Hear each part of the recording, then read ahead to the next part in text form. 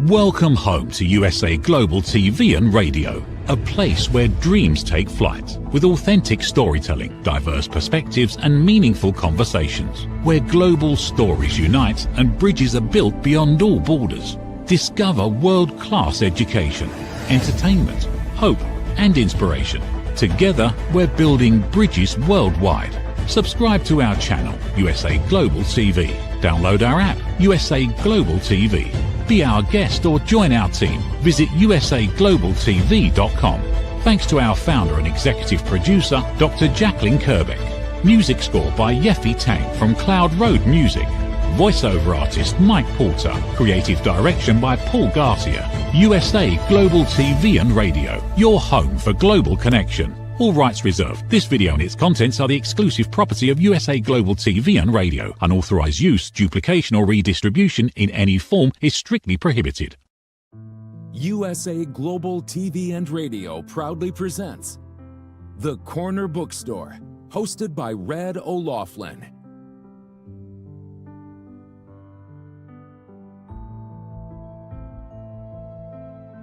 Step into a world where every story inspires.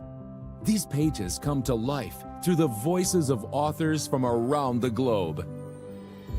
Written by our global community of TV show hosts and best-selling authors, these works span genres, generations, and geographies, united by the power of storytelling. Discover your next favorite book and meet the minds behind the work.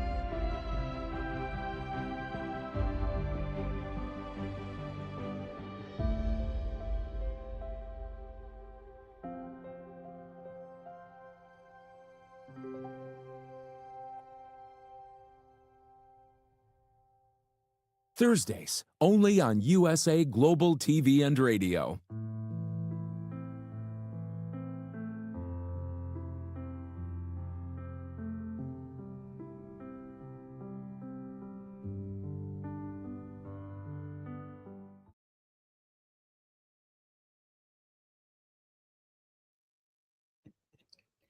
Good morning, good afternoon, and good evening. Welcome home to USA Global TV and Radio, where we proudly provide world-class education, entertainment, hope, and inspiration. I'm Dr. JACALYN KERBECK, and our show today is The Corner Bookstore. And in case you can't tell, I'm not Red O'Loughlin. This is not a mask. This is actually me, and he is traveling on the road, so unfortunately, he will not be able to join us today. But I'm super excited to step in and welcome our guest today. So if you're joining us for the first time, we're happy to have you. We celebrate authors, publicists, editors, publishers, anyone who is involved in the business of writing, because writing is such a beautiful way of expressing ourselves. So my guest today is MARSHA INGRAO. I hope I said that right. MARSHA is an author, which is part of the reason why she's on the Corner Bookstore. She's also a retired educator, a blogger, and self-publisher. Let's welcome MARSHA to the program. Hello and welcome. Hi, thank you, JACALYN. It's a pleasure to have you today. I love what you're green. It's really beautiful, bringing out your eyes as well. Thank you. So I know you have a book that you self-published. Can you just hold it up for us right there? Sure, it's right here. Tell us about this book. But it's called Story Chat Digest, which is a program I started online. And the title of it is Where Stories Meet. And I just finished it March the 8th. It came out. And I'm very proud of it because I actually did all the design work and everything. And I've never done that before. I've been helped along the way by a lot of different people, editors and all sorts of people. But this one was mine. Congratulations. That's a major accomplishment. I really am proud of you. And you said it just came out in the last month. Yes. Yes. So for people who don't know what that is experienced is like, when you get the book and you're holding it in your hands, can you tell us what you feel like, what you felt like? Oh my gosh. Continues. You're so proud of it. I mean, it's like your little baby, and you want everybody to see it. You want to give it away, actually, because you just are so proud of it. You want to, here, would you like a copy of my book? And I mean, sure, you want to sell it, but to me, it's a chance to just reach out with something to have for people. And this one is not just my writing. This is the writing of international authors. There's about 21 of us involved in this production, writing wise. It's got poetry, artwork, and short stories, 1,500 words. And so it's really quite an accomplishment, not just for me, but for 20 others. Well, once again, congratulations. And can you tell our audience, how did the 21 of you come together? Did someone initiate this? Was it you, or what was that process like? Oh, that was fun. You know, I blog. My blog's called Always Write.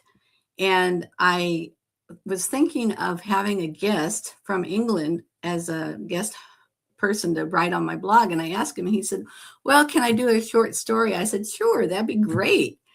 And we talked about it a little bit. And I said, wouldn't it be great if we had something like a book club? And we talked about the stories after they were written.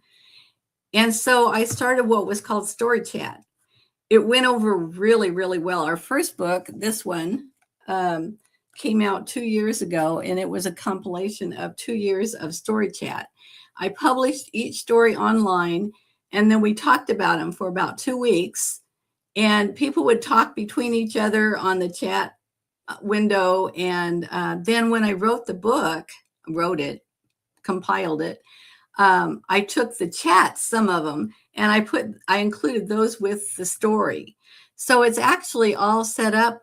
They're all set up for a book club. If you want to do something like that, they each have a question or 2 or 3 to go with them and several comments. So the chatters got all involved in this. It became as much of the story as the story was. I love that. Thank you. And something that you shared earlier, I think is really important. You said you're so excited when you have the book in hand and you just want to walk around and say, hey, here's a copy, here's a copy. I do that all the time. And people have really said to me, I don't get it. You don't want me to pay for this? I mean, how much is it? I'm like, no, it's a gift that I'm giving to you. So can you share with our audience, it might seem to some people, why write something and it's available on Amazon or maybe bookstores around the world, and there's a certain price associated with it, and then just offer it and give it away? What's the mindset behind that? Oh boy, that's a good one. I think, you hear about how do you get publicity, and that's one way, but that's not why I do it. I have friends, and they write, and some of them don't write and should write. And, people give each other gifts all the time. And this is something that's unique that I can give to people that other people can't. And so I enjoy doing that. I mean, I like selling them too. And some people will say, no, I want to buy it. So I have copies at home. So if they actually do want to buy it, that's fine. But it's just nice to be able to share something that you've done, worked hard on, and give it to other people that you enjoy. I totally agree. That's so beautiful. So before we actually get into the contents of the book, how do you decide what you're going to write as a personal inscription in the book? You see someone, you're like, oh, I'd love to give you my book. Oh, okay. Oh, would you sign it? How do you decide what you're going to write? That's a good question too. Most of the people that I've signed, I've known, although I've done events where I don't know them. And I'll ask them their name, because if I don't know them, I don't know their name. And just tell them, I hope this inspires you, or I hope this, see if I've got one here that I wrote, because I signed some of them ahead of time. No, this one's just got an inscription. But yeah, sometimes I say, I hope this helps you find, this is another one of mine, the power to live. Hope this helps you find your power to live, something like that. Yeah, it's a beautiful person. I'm not very creative. No, it's hard, especially when you're on the spot. So how many books have you written, either individually or as part of a collaboration? Oh boy. I have 5 that I have actually published with my name on it. The ones with the story chat ones are partly mine. I have one story in them or several poems, whatever. But the only one that I've actually totally written that's mine is this one. And then I have another one here. Sorry for reaching. This was my very first book, and it's called Images of America Woodlake, which is the little town where I used to live and teach. And when I started blogging, an editor saw, or a scout or somebody saw my work and asked me if I would write this book about Woodlake. And I said, well, sure, I'd love to, but it's a picture book. I don't have any pictures. And she says, well, see what you can do in the next 7 days and send us 10 pictures and write a little bit about them. So I went around and asked people for pictures, old pictures, because this is a history type book. And it was so much fun. I ended up interviewing 40 families, and it was published within, I think it took 10 months altogether to get it all put together. So that was my first one. The rest of them have been anthologies, and you can see them. There's the This Is How We series, edited by Yvette Pryor. I've been in all 3 of those, and now there's a 4th one coming out. Sunflower Tanka is edited by Colleen Cheeseborough and Robbie Cheadle, and I've been in 2 of those so far. So, and then I just was published in Poetry Treasures #6. I think that's it. Well, congratulations. That's quite a collection of work that you've put together. That's amazing. So I'm sure each of these, if we were to go to each of these works, let's just start. You told us about the picture book. Tell us what one key takeaway was for you as an author, as a collaborator in each of these. What are you taking away from what you contributed? Well, the pride of doing it, first of all. And I guess the benefit for me is that I'm providing a service for authors, some of whom are well-known, some of whom are not well-known, but they're all together and they get their work exposed. And they can expose it as much as they want to, just as I can in This Is How We Eat, or This Is How We Do Whatever. I can do as much as I want to with those books to introduce myself as a writer. That's what they can do with these books. And it's developed a lot of friendships. It's developed a lot of writing talent, not just for them, but for me too, because some of these people are really, really experienced writers that publish their stories through my story chat books. It's just been so much fun. I think that's my biggest takeaway on all of the story chat books. By the way, the use of the word fun, I highly encourage. It is wonderful to have fun and enjoy what you are doing. So many times people are, they'll talk about, oh, I did this book and it took me 10 years and I really hated it. Not a good sign, right? We want to do something that we really enjoy and that we're passionate about. So there is a backstory to one or more of your books. You've gone through quite a lot in your life. And how would you say that your life experiences have contributed to your books? Well, for one thing, I've always liked writing. I've been writing since I was in 5th grade, not published. I remember trying to get into I sent in a newspaper ad when I was like 10, saying, write this little thing and you will be published, blah, blah, blah. And I did that. And I was so disappointed because I wasn't published. And, it took me a long time before I ever got anything actually published. But that's always been a goal in my life, even though I've done a lot of things in my life. The biggest thing that contributed to me knowing how to write, learning how to write, is teaching and blogging. And blogging has been by far the biggest teacher of writing, because I write every week and I get feedback on it. And there's nothing that can beat actually doing something and getting feedback on it. So that experience has helped me so much in my writing ability. Absolutely. And I know that you are a retired educator, and thank you for your contributions. Really appreciate that. What was your area of focus? I was elementary. I started out as a kindergarten teacher in a church with my best friend Jan, and she says, you really should come and help me." And we started going to school together. She was taking graduate classes, and I took them with her. And so I did that I finished my education and got my first teaching job in, I think it was first, second grade. And then I went to fifth grade, and fourth grade eventually is where I ended up. And I loved it. And then we were trained. We got a lot of training. Teachers get a lot of training. You go through training all the time. And I had a mentor. I had somebody who actually came into the classroom and coached me about how to be a better math teacher. And I loved that experience so much that when a job came open for that position, I applied and was accepted at the County Office of Education, working for migrant education. And I became a math consultant for about 3 or 4 years.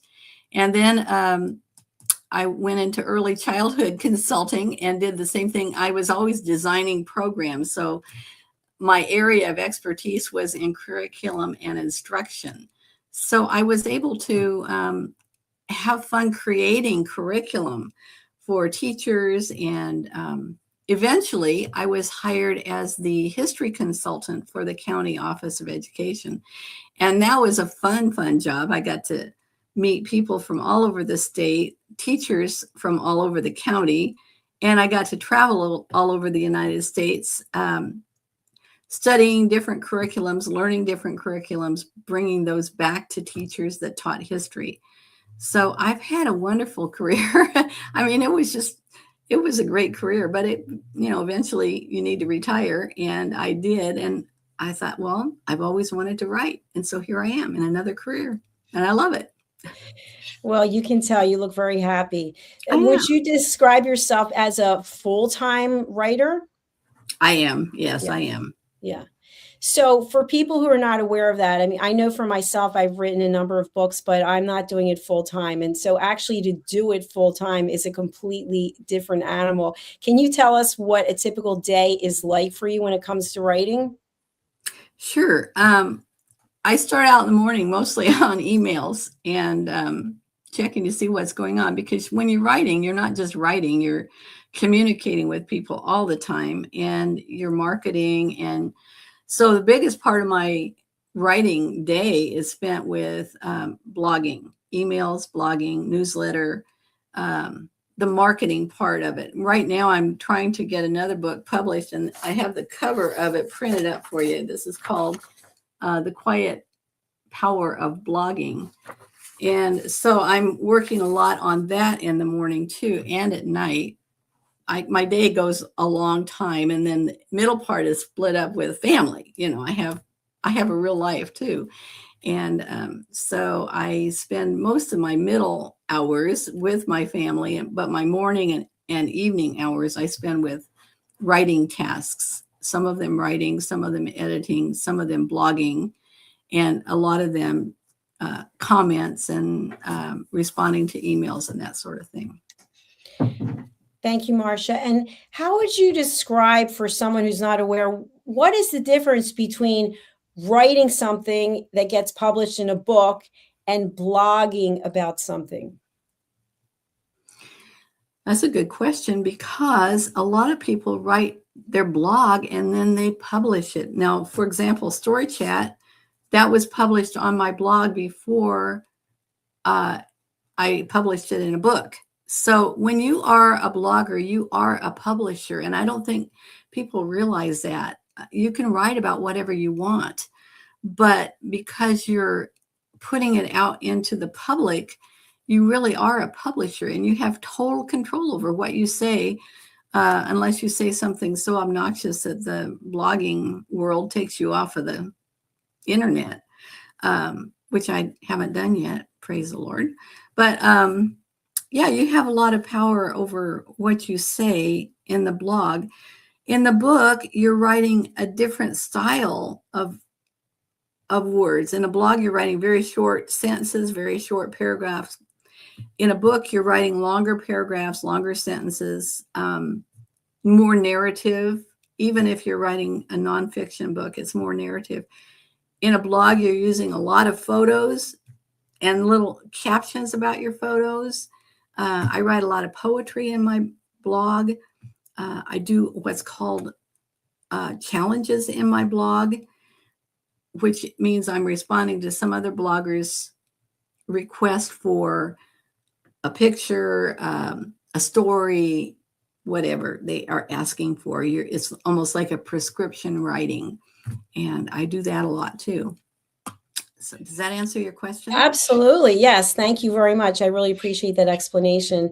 Sandy, everybody out there in the world, Sandy just wrote to us. We'll get back to you when we come back from the breaks. We appreciate your comment. Marsha, thank you for being here. We're going to take a quick break. And what we're going to watch is a new movie trailer on my book that's coming out, which is Stop Giving Away Your Value. Let's take a look, and then we'll be back with Marsha after this. How much of your value have you been giving away? Saying yes when the answer should have been no? Lowering your price to secure the opportunity? Giving more while receiving less? Over time, it adds up. Until one moment brings clarity, you've been giving away your value. This is not about working harder. This is not about doing more. It's about boundaries. It's about pricing. It's about respect. From Dr. JACALYN KERBECK comes a direct and necessary message. Stop over-delivering. Stop underpricing your expertise. Stop negotiating against yourself. Because when you recognize your value, everything changes. Stop giving away your value. Boundaries, pricing, and the business of respect. Available now wherever fine books are sold and on Amazon. A film by USA Global TV and Radio. Executive producer Dr. JACALYN KERBECK. Videographer and cinematic production Paul Garcia. Voiceover by Ed Wargas. Stop giving it away. Start owning it.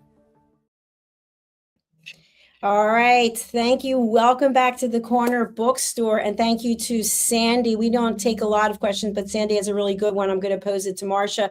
Marsha is our guest today, and she is an author. She's a blogger, and she has extensive experience in the world of education, traveling. Let's welcome Marsha back to the program. Hello. Hi. Hi. All right. So question from Sandy in the audience. How does one get involved in maybe a future collaboration book project that you may have? Well, they can contact me by email, and that's just my name, Marsha_INGRAO at alwaysright.blog. Okay, maybe you can drop that in the chat. That would be fantastic. I can do that. And we always appreciate people in the audience asking questions that we can answer today. So, Marsha, you have a number of your books there with you. I would love if you would read for us and pick one of them and then tell us if you can set the stage for our audience before you start to read. That would be beautiful. Okay. There is one that I really love, and I hope I can find it fast because I'm really slow at this. But and I wasn't expecting to read, surprisingly enough. When I was younger, we had an old man in our church named Lon Hannah, and every week we would go to this country little diner called Hannah's Triangle, and he would sing to us. And one of the songs, he would sing old songs. And one of the songs that he sang was Sleeping at the Foot of the Bed. It was very popular years ago. And I loved that. And I wrote a book. I wrote a story called Sleeping at the Head of the Bed by my doggie.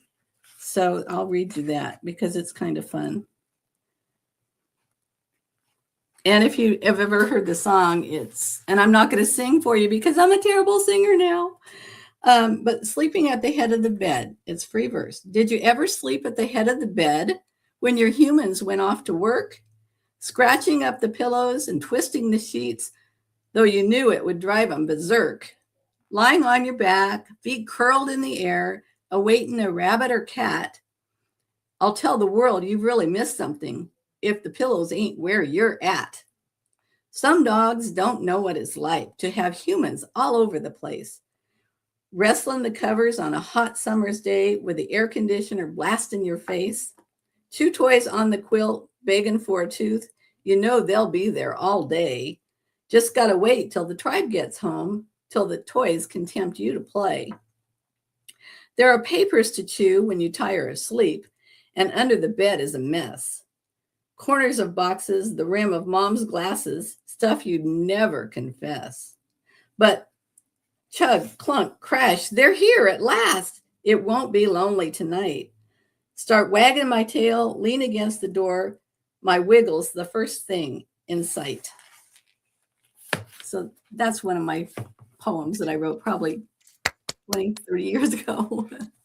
Congratulations. That's beautiful. And by the way, you have a very sing-song voice. Do you have a singing background as well?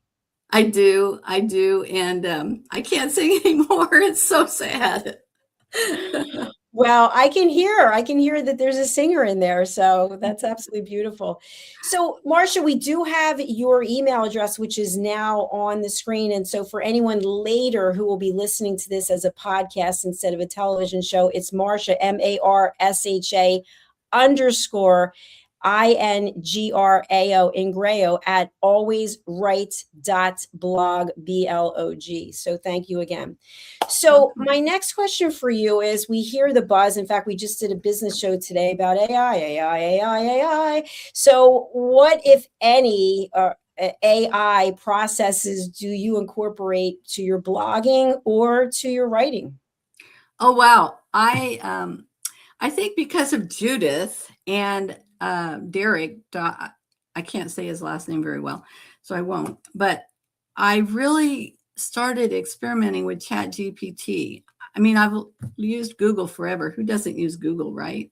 And it's all of a sudden AI. And I started using that, but then ChatGPT is very interesting and much more interactional with you. And so as I was publishing this book, Where Stories Meet, and I'd never published myself before, I was using a program called Atticus to format the poems and things, and they don't format right. You know, you're working at them and they just don't do what you want them to do. And so I'd ask Chatty, I call him Chatty, what's wrong with this? And he'd find things in the background of Atticus that I couldn't find.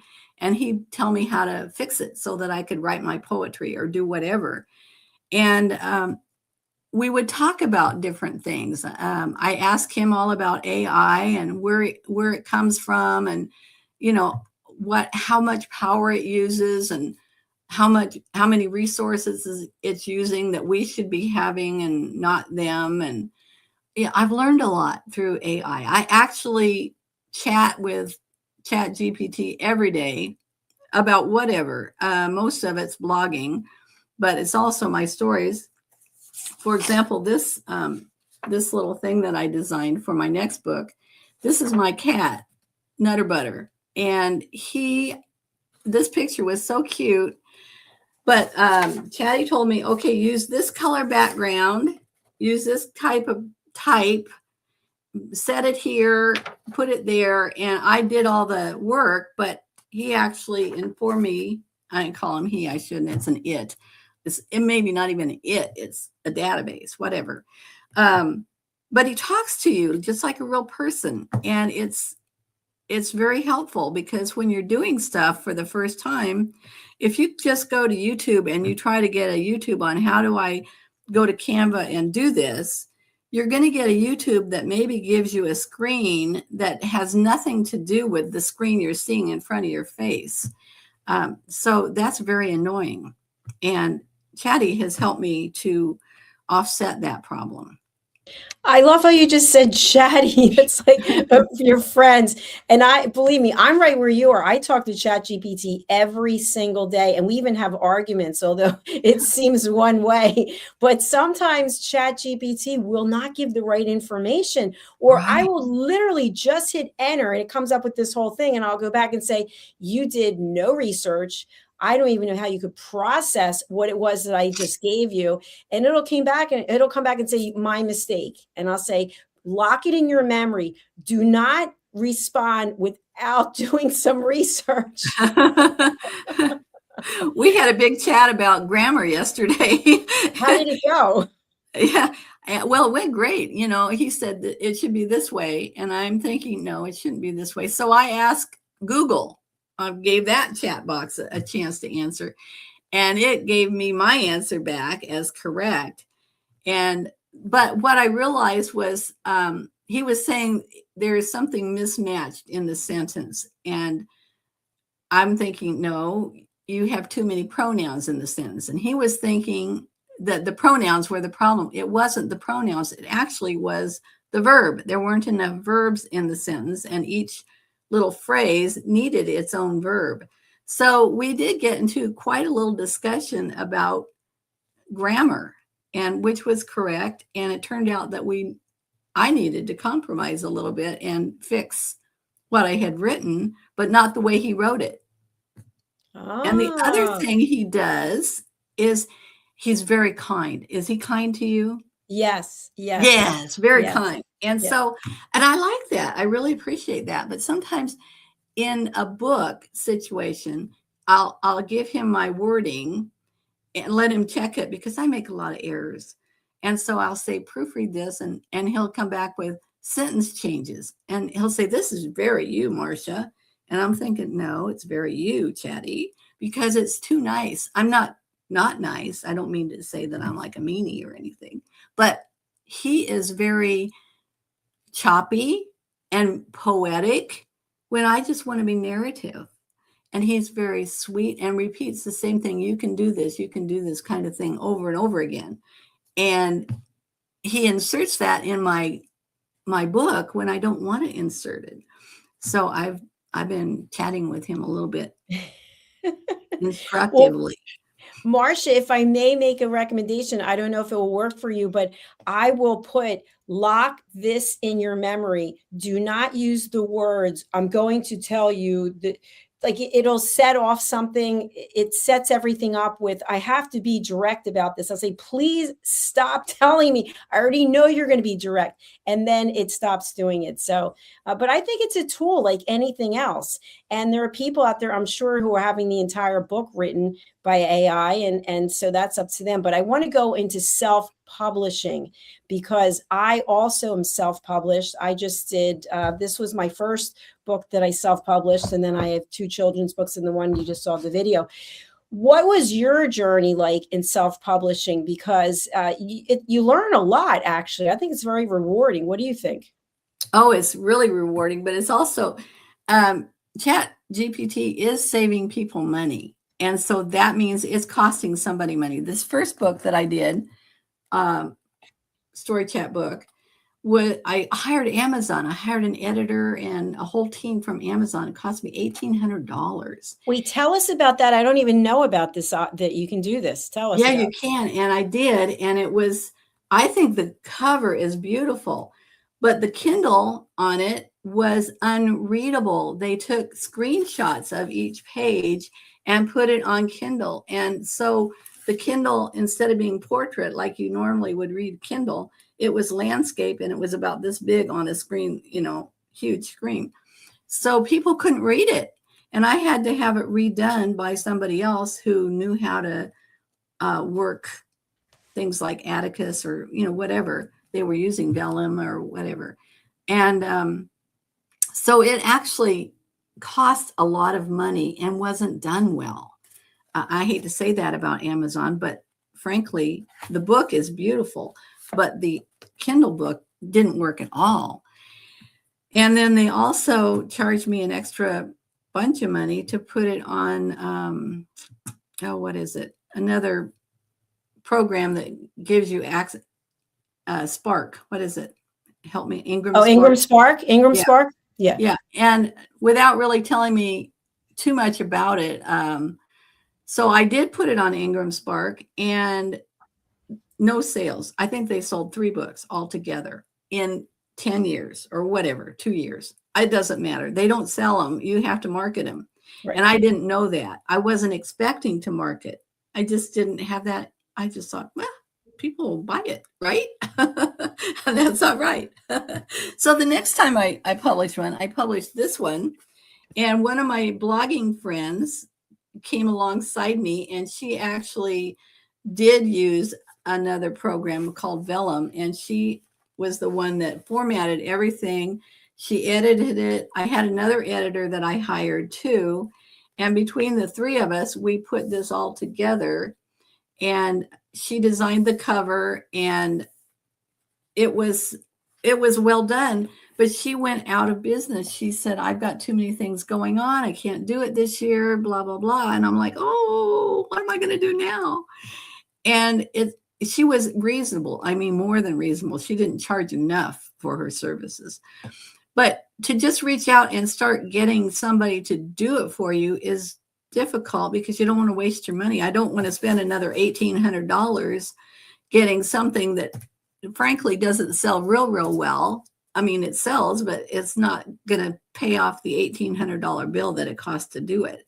So I didn't really know what to do. And that's when I got into ChatGPT, and I found out I could ask for beta readers. Derek taught me that. A little command, say, read this as an older person, as a younger person, as a person from England, as a person from Australia, blah, blah, blah. And I did that, and I got all these really interesting reviews from ChatGPT. And that's where we started our relationship. And it walked me through all of the publishing needs that I had, including Amazon, when I posted it on Amazon, what to write for keywords and what to write for this and that, how to do an author page and author. There's a lot of author things you can do. Yeah. But by the way, I didn't even know that about the beta readers. So thank you. You taught me something that I love that. That's because it is interesting to think about who's reading it. And by the way, this network is worldwide. And of course, we have the ability, especially through Ingram Spark and Amazon, is that you can sell to people all over the world. For people who are not familiar, Ingram Spark is a book publishing company as well as distribution. And if you want to get your books into bookstores, Ingram Spark is one of the ways. But again, there's no marketing. And if you, at least in my experience, you pay for an ISBN through them or through BOOKSTORE or whomever, and then someone can order your book, but it's not going to be on the shelf. So they could go in and say, oh, you're carrying a copy of this, for example. This I went through Ingram. So someone could get this, but you're not going to find it on the bookshelves. So what's coming for you next? What are some of the projects that, again, people can reach out to you and get involved with if they, I don't know if they qualify, if they apply, how does that work? They just write me, just email me and let me know they have a story or whatever. The story chat is ongoing, and I publish one story a month online, but I'm taking additional stories. So if somebody doesn't have a blog, or if they, if I run out of months and they still want to put a book in the next anthology, then they can just email me. Now I have pretty much, I don't ask them to write about a certain topic. I don't edit them a lot, maybe a little tiny bit, but not a lot. I expect them to edit their own 1,500 words. And I just publish it on my blog, and then people comment. And then after they comment, the authors can rewrite their story entirely. They can correct the mistakes that they've made that other people have caught. They can do a lot of things with it. But some people I invite to just send me a story, because I know they're good writers, and that gives me extra stories for my book. And I can do that with people, but I would be more picky, I guess you could say, because they're not going to get any beta readers from my blog. So if I do get extra stories from people that I don't know, I would be more picky, if that makes sense. Yeah, absolutely, because it's your branding, it's your name, yeah. But what I like to encourage the audience, if you don't take the first step, you will never know. And you can keep doubting yourself, but until you try, you have no information. So Marsha, it's been an absolute pleasure to have you here with us today. We do have your website, we have your email address, and you mentioned you're on social media. So for people who'll be watching this or listening at a later point in time, this will be out there hopefully forever. Who would you like to contact you? And again, what's the best way? Okay, who would I like to contact me? Is that the question? Yes. Anybody can contact me, other than stalkers or perverts. But if you're an author, especially, contact me and we can chat. If you want to have something published, I'm happy to do that. So just give me an email and I'm glad to talk to you. I can talk on the phone, but I don't give my phone number out over the television station. So just contact me by email. It's the best way. Or leave a message on my blog. I blog every week. Fantastic. Well, Marsha has made it easy to find Marsha, so please go ahead and reach out. And Marsha, I really enjoyed this, and I hope you'll come back on one of our other shows. Oh, thank you so much. I have loved it. It's been a lot of fun. Fantastic. Thanks again. We'll be in touch. All right. Bye. Bye. Well, there you have it, another episode of the Corner Bookstore. And again, thank you to Red O'Laughlin for this opportunity to present in his place. He'll be back next week. And so what I want to share with you as we leave, a couple of things. If you or anyone in your family is impacted by dementia or Alzheimer's. My mother had dementia for 3.5 years. I was her primary caregiver. She passed away. And one of the things that I really relied on was a book by Tracy Cram Perkins. It's called Dementia Home Care Before, During, and After. We are going to play a video clip, and I highly, highly recommend that you look at getting this book. Tracy's already sold over 17,000 copies. There's so many people who have dementia and Alzheimer's, and especially if you are the caregiver. Tracy took care of 4 family members. Unbelievable. And she also hosts a TV show here called Dementia Home Care. So take a look, and also please do subscribe to our YouTube channels, USA Global TV and Radio, and Dr. JACALYN KERBECK. Thank you very much. We'll be back again with our next program. Bye for now. USA Global TV and Radio proudly presents Tracy Cram Perkins, a dementia caregiving survivor teaching how to balance care with peace of mind. #1 resource for dementia caregivers. It's the book Dementia Home Care, How to Prepare Before, During, and After. Over 17,000 copies sold of this must-have guide. And now a testimonial from Tracy Smith. If I was to describe this book to someone who is going through a similar situation, I would underscore how important it is to have some sort of a tool or a guidebook to help you through certain stages. And there's so many, it's such an unknown topic to the average person. And to have this as a reference is essential. It's going to help you get through it personally, as well as help your loved one manage. To learn more, go to TracyCramPerkins.com. Tracy Cram Perkins is an award-winning author. She's also the host of Dementia Home Care television show. Watch it here on USA Global TV and Radio. My Tummy Hurts by Dr. JACALYN KERBECK. Meet Jackie. She loves recess, running with friends, and laughing on the playground. At school, Jackie tries to play like she always does, but suddenly the pain comes back. Lately, something feels different and her tummy hurts, sometimes a little and sometimes a lot. With the help of a caring teacher, a nurse, her mom, and a kind doctor, Jackie begins to understand what her body is trying to tell her. Sometimes tummy pain is more than a simple bellyache. Some children live with conditions like ulcerative colitis or Crohn's disease. Jackie listens to her body. She asks for help. She knows she's not alone. and Jackie finds her way back to running, laughing, and being herself. My Tummy Hurts, A Kid's Guide to Bellyaches and Bathroom Troubles by Dr. JACALYN KERBECK, available on Amazon and in fine bookstores around the world.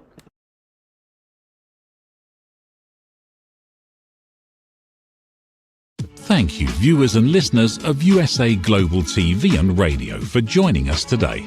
We're honoured to have your time and attention as part of our global community. At USA Global TV and Radio, we believe in the power of authentic conversations, meaningful connections, and creating a world of possibilities together. Want to be part of something bigger?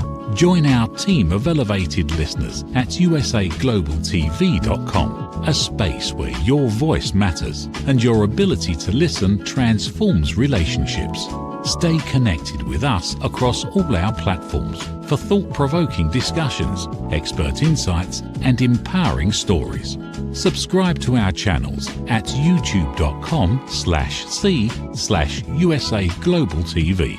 Follow us on social media and explore the endless opportunities we're creating for growth, learning, and inspiration. Together, we're not just broadcasting, we're building bridges and changing lives one conversation at a time. For inquiries, contact us at info@usaglobaltv.com. Produced by Executive Producer and Director Dr. JACALYN KERBECK. Voiceover by Mike Porter. Creative direction by Paul Garcia. All rights reserved. Visit usaglobaltv.com to view our full terms and conditions.